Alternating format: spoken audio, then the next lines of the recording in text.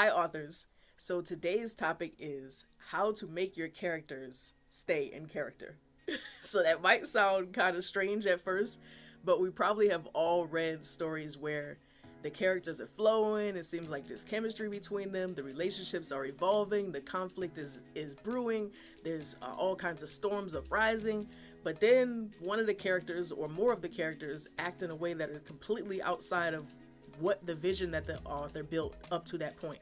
So that is a hint that the author has not fully developed these characters.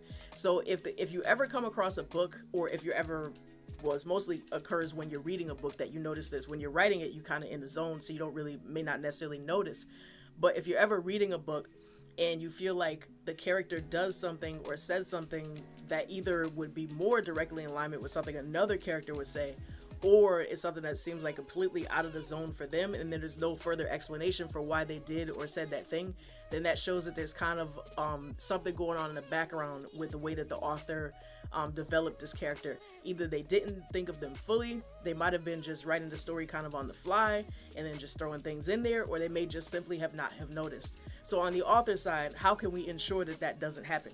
So I mentioned in one of the previous videos that you could use beta readers. Once again, beta readers would be very, very helpful with this. You can use beta readers, you can use alpha readers, people who will sit down and read the story and make sure everything looks good. Also, developmental editors. So if you use a developmental editor, they're usually looking out for things like that to make sure that everything is flowing, make sure the story's going right, etc., etc. Another thing that you can use is something called a character sketch or character bible. They're pretty much kind of interchangeable terms, where basically what you're doing is you're developing the characteristics that fit that person.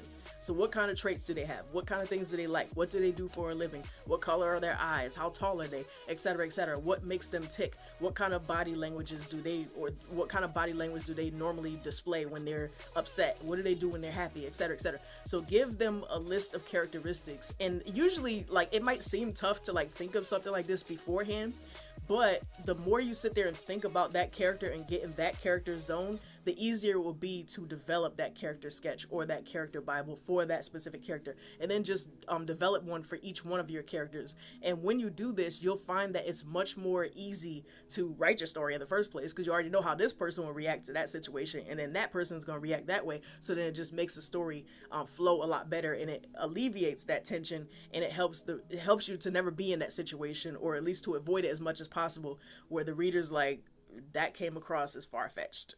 So hopefully this helps. Talk to you soon.